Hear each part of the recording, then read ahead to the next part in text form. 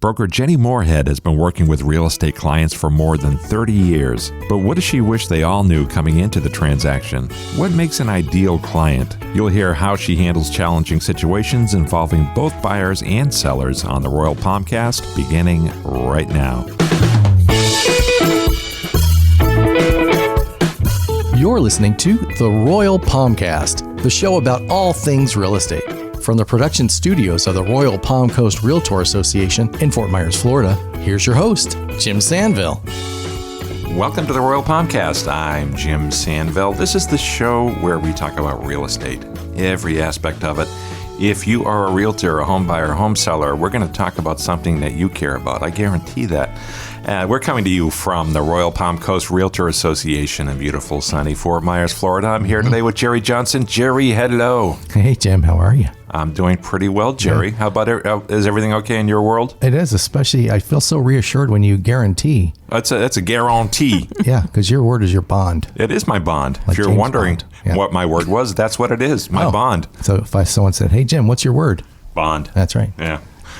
Up till now, I thought bird was the word, but turns out it is bond. Bird is not the word. Enough of that silliness. We have a great guest here today. She's got some fabulous insights for us.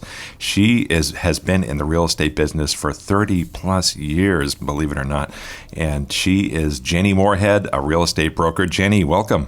Hi, thanks, Jim and Jerry. Thanks for having me here. Thank you so much Glad to have her back. for coming out. Yeah, I know how busy you are. Jenny has 70 agents working under her at the Cornerstone Coastal Properties of Fort Myers, where she is the broker owner. Cornerstone Coastal. There, I got it out. So thanks for the plug. Yeah, and you focus on Fort Myers. You're hyper local. You've told me, and you know the market. And you know clients in this market because you have been involved in many aspects of the real estate business, right? I have. I've started from property management to sales to brokerage, and most of my agents have a longevity in this area. What I'd like to talk to you about during this show, Jenny, is the relationship with clients. Specifically, I'd like to zero in on what do you wish that clients of your agency knew, and things that if they did know would make your life not only easier, but the transaction smoother. What do you wish they knew? Well, despite that every agent tries to make their client feel like they're their only client, sometimes that's impossible, and there are time constraints. I do think that buyers think, well, if the property's on the market, I can get in the next hour, and that typically isn't the case for two reasons. One, the agent may be with other clients and they can't do it right away. But secondly, there may be restrictions on showings, whether it be day before notice, 24-hour notice, there's a tenant involved, there's a pet involved. So I think being more empathetic to the constraints that might be there and understanding that would be very helpful for people. When a client comes in and says, I want to look at a house, or calls, I want to look at a house in an hour, what do you tell them? Get real?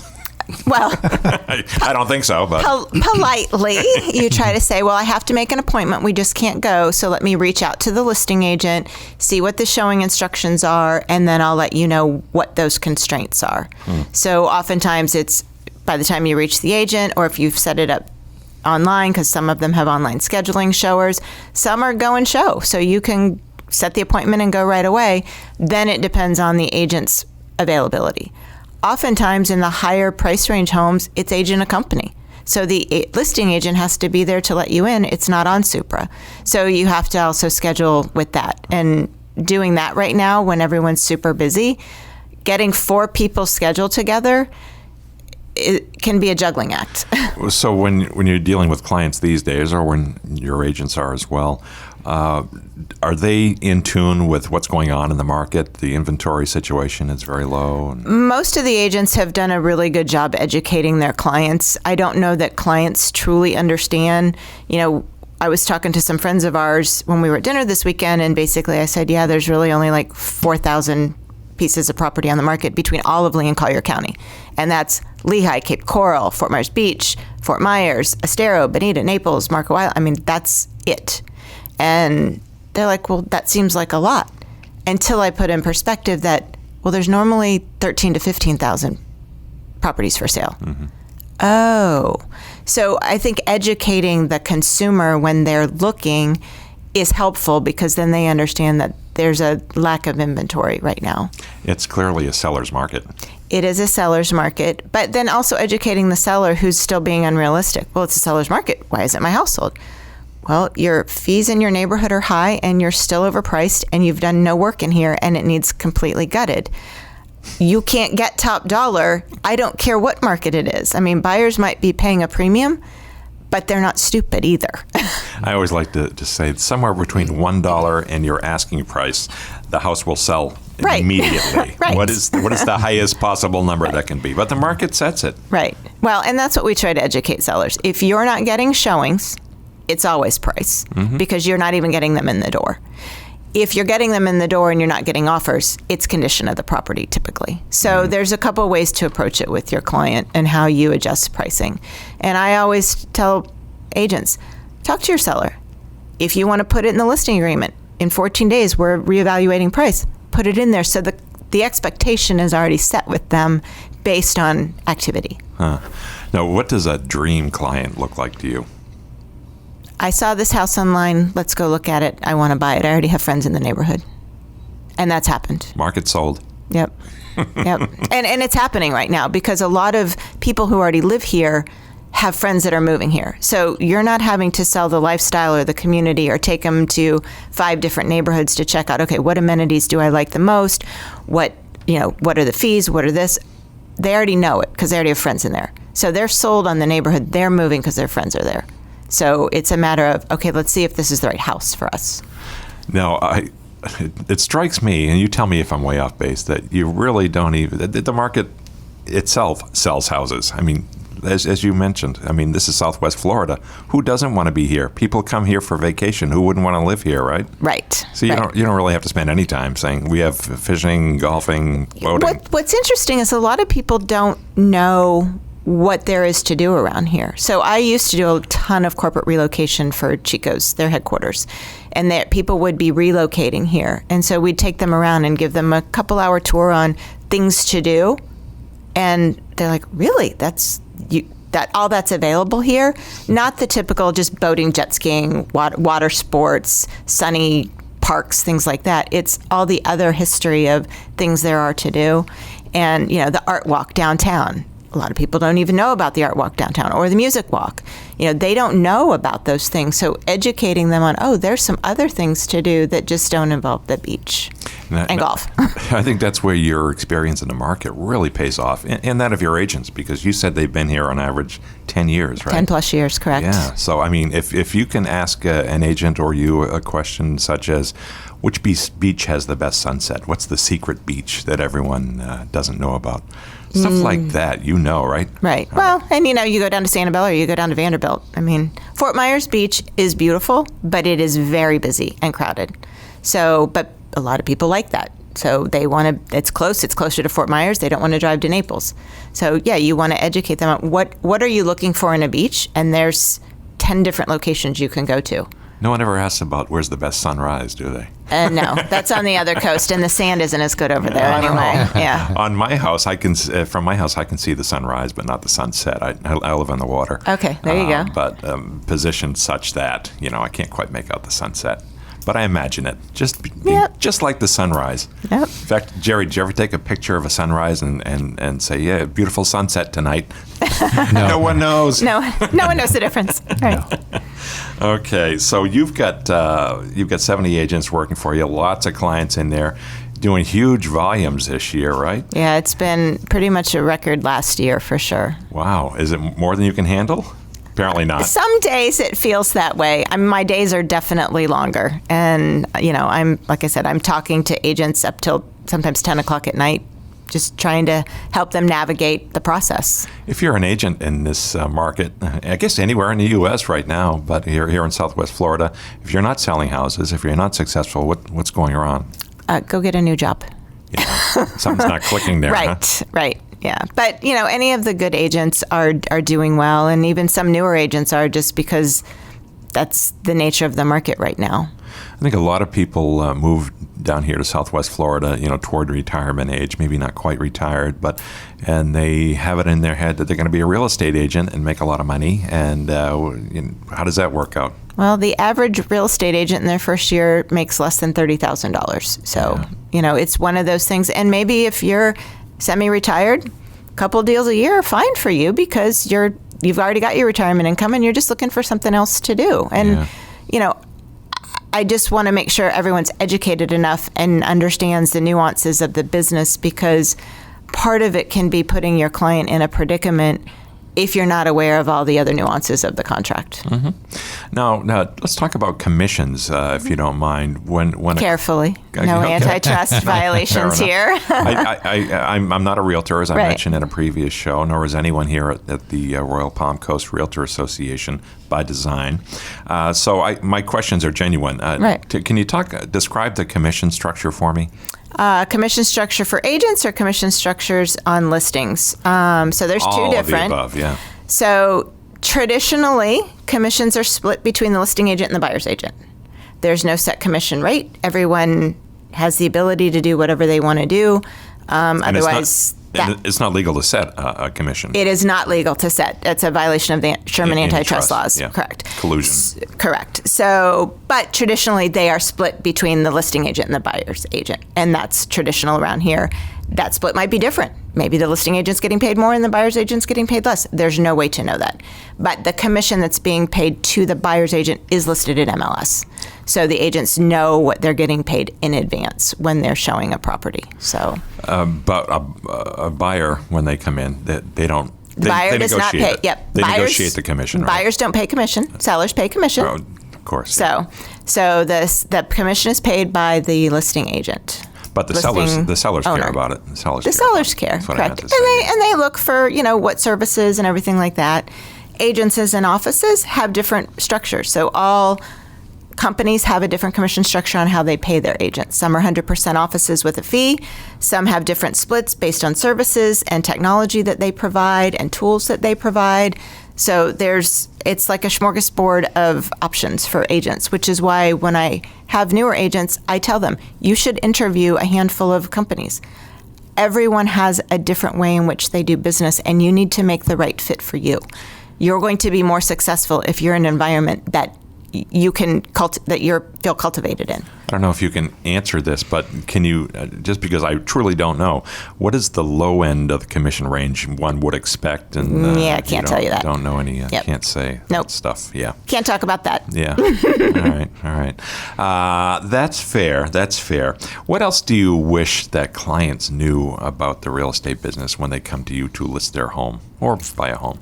Well, just all the processes involved and understanding. I try to help agents explain to sellers, here's all the things that we're going to have to do.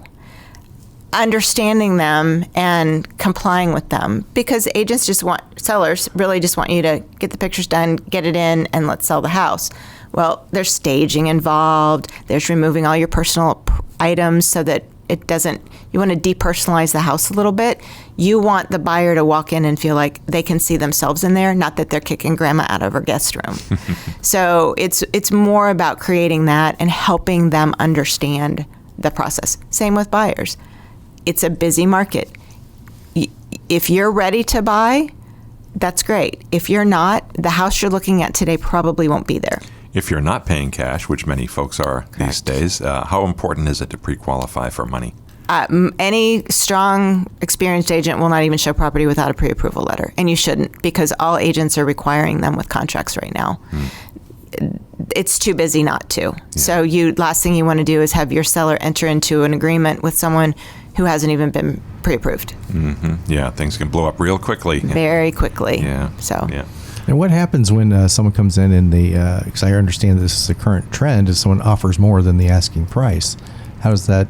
Well, sometimes there's multiple offers. Mm-hmm. So one general misconception among the public is that they'll call for highest and best offer. Mm-hmm. There's no rule that says they have to do that. Mm-hmm. And if the agent's already told you there's multiple offers, you need to tell your buyer to submit their best offer, because they may not have another opportunity to do so. Mm-hmm. And that's been the biggest thing. I've had other agents call me because a broker in my office, they're client took another offer. Well, they didn't give us an offer for highest and best. I'm like, they don't have to. That's the seller's choice. Yeah. That's not the agent's choice. It's up to the seller. And if they're happy with one of the offers that came in, they may just sign it. And do they often hold out and try to initiate or engage in a bidding war of some kind? Some will say highest and best by X time on X day. Some just get the offers in and say, okay, this is the best one, and let's go forward. Interesting. Yeah. So another thing that it strikes me that buyers may not be aware of is flood insurance, because especially if you're moving to Cape Coral, right. If you're on a canal or on the water, flood insurance is a consideration, isn't it? Yeah, we pretty much tell people if you're moving to Southwest Florida, bank on flood insurance. There's areas that aren't. There's some that are lower risk, some that are in the X zone or A, B, or C that don't require flood or require minimal flood. It is very easy to look at the flood zone map through FEMA now to determine that. Our property appraiser actually added an option now that says the flood zone, which they didn't have before. So even the general public can find out if it's in a flood zone pretty easily now. And the whole rate structure for that insurance could change in the next few years, correct? It changes every year anyway. Yeah, so the flood map gets remapped every year. Did I hear somewhere from NAR perhaps that there could be potential 5,000% increase over the next few years? They're trying to fight with the state insurance companies to limit the increases in flood, but I remember back it was right after Charlie, one of my clients from Chico's actually was buying a house on Sanville. His insurance, because he was on water, was $30,000 a year. Right. And once it got remapped, because it was elevated, it was on pilings and all that, he was able to get it reduced. But that's just where it was. So it's definitely something you want to make sure you know for your client, because certainly if they're getting a loan, that amount could put them out of the lend zone. Yeah, they may have come from had a vacation home on a lake somewhere up north, and where flood insurance doesn't really come into it. But Right. down here, they might be in for a rude awakening. Huh? Well, radon's another thing. People think, oh, we're in Florida. There's no radon in Florida. Yeah, you think of granite when you think of radon. Yeah, it's 1 in 4 houses in Southwest Florida. Really? 1 in 4. And the source is obviously the Aggregate in the slab and building materials here, because there's no basements. Basements are swimming pools here. So. Right. Huh, interesting. All right. Well, we need to take a very quick break, which we're going to do now, and we'll be right back with our guest, Jenny Moorhead, after this.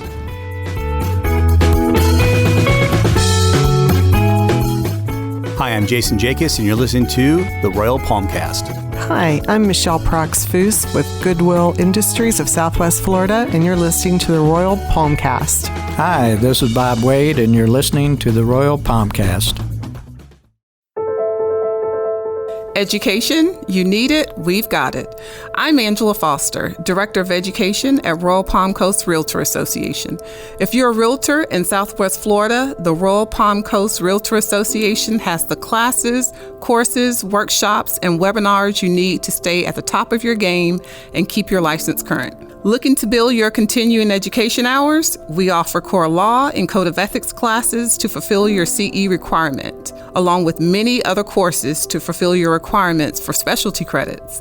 Want to learn the ins and outs of the specific market you serve? Our A series provides an in-depth look at Cape Coral and Fort Myers with all the right experts to fill you in. Our contract series is a 5-session course on listing agreements, FAR contracts, timelines, and more. It doesn't end there. Classes like how to stay out of real estate jail, negotiating skills, listing tips, conflict resolution, and many more keep realtors in Lee County up to speed with the latest information.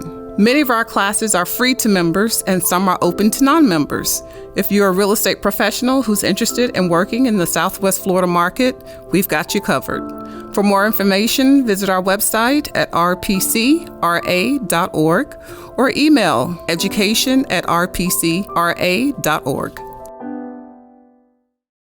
RPCRA frequently partners with Lee Health to help our community with life-saving donations of blood. Please consider donating at one of our upcoming collection events at our Cape Coral or Fort Myers office. Keep an eye on your Member Weekly newsletter and our Facebook page for exact dates and locations. Your community is counting on you, and we thank you for giving.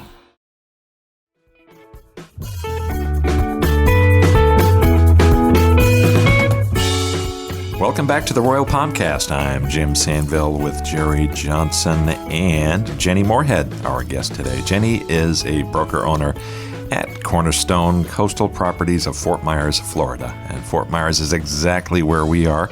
It's a beautiful, sunny spot. If you haven't been here, you ought to get here. But if you're listening to this show, there's a good chance you have been here, and we would love to see you.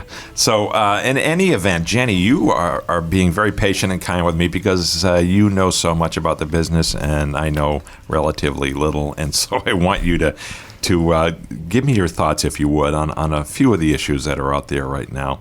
How are you seeing changes in being impacted by changes in the political landscape, environmental landscape, or things like that? I mean, it's a changing world, right? It's a changing world for everyone. So again, I just tell agents, be educated on what's going on in your local market. Our market is affected differently than other parts of the country. So paying attention to the newsletter that comes out from FAR is really important. They provide a lot of good information, and so does our Royal Palm Coast. They send out a weekly briefing that I encourage everyone that's in the business to read. That's the Member Weekly Update? That is. Yeah, I happen to be involved in that. Yeah, I've heard of it.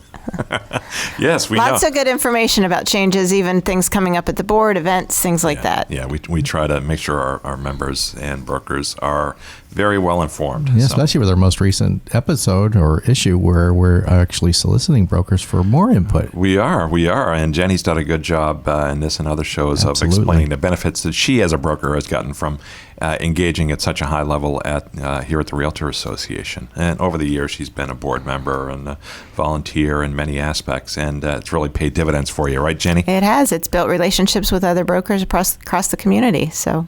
Good stuff.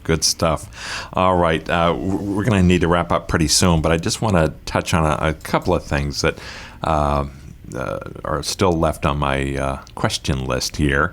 Tell me about your best day as a broker. What was that like? What was that day like? My best day as broker was helping one of my newer agents walk through their first transaction.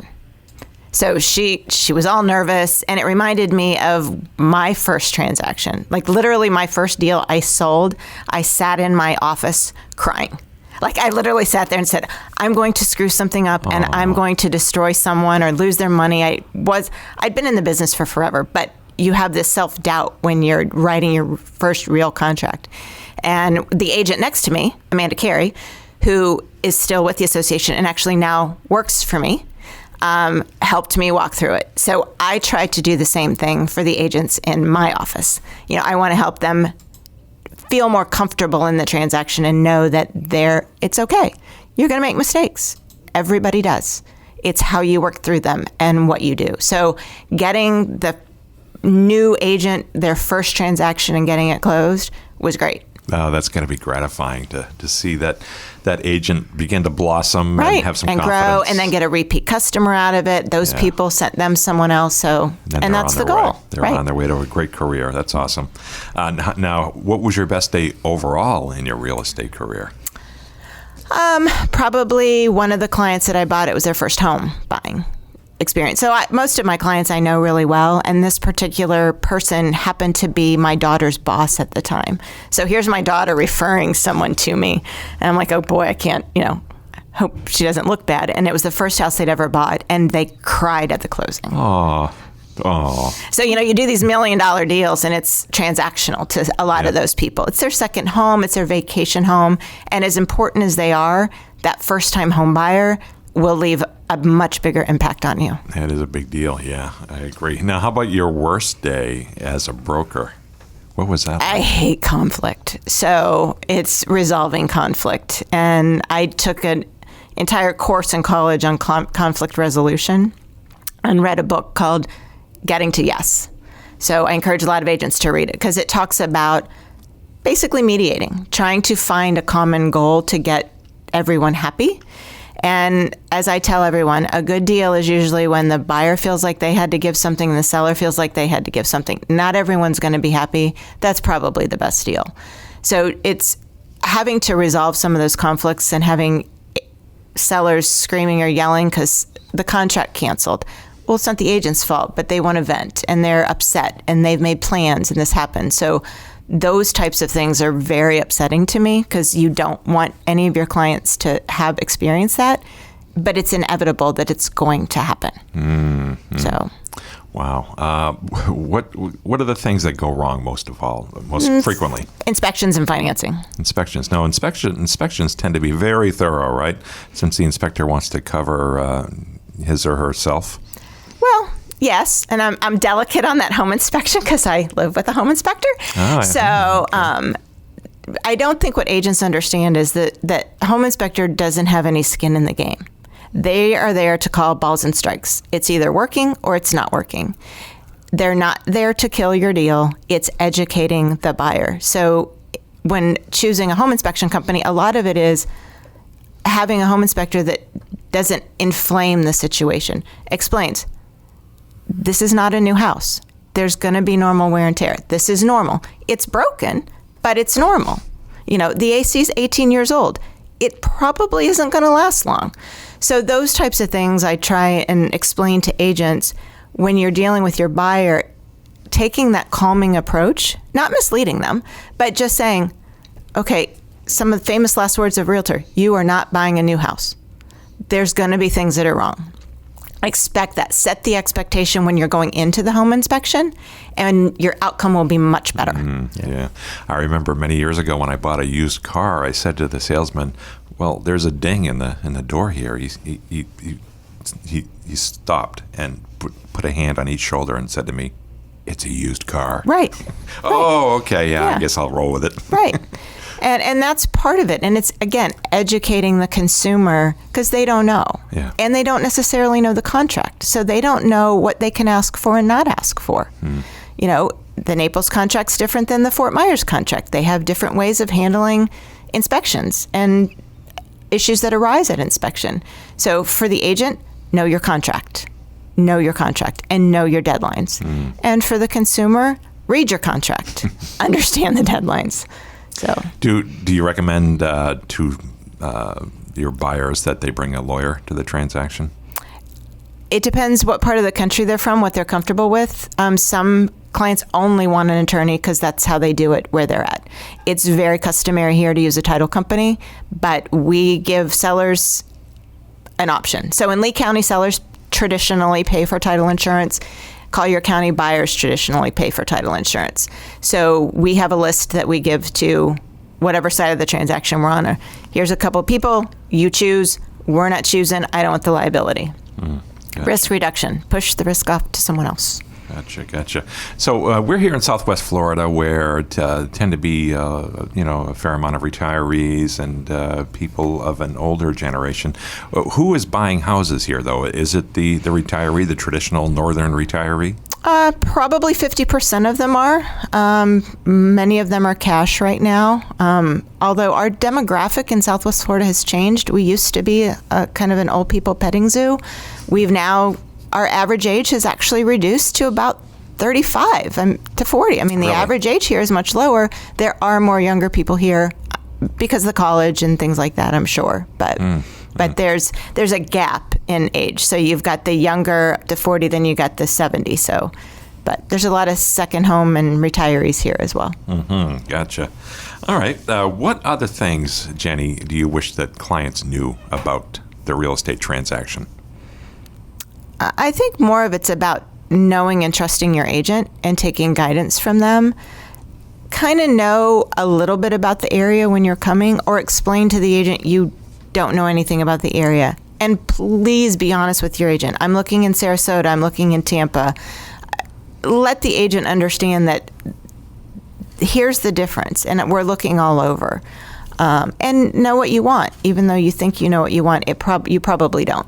And we've had many clients that say, I want to be here, close to this, close to that, and then they end up buying completely somewhere else. Because after a day of being with them, the agent understands, well, what you're telling me you want is really like this. And then they take them out there and they're like, yeah, this is it. So yeah, I think I'm guilty of that.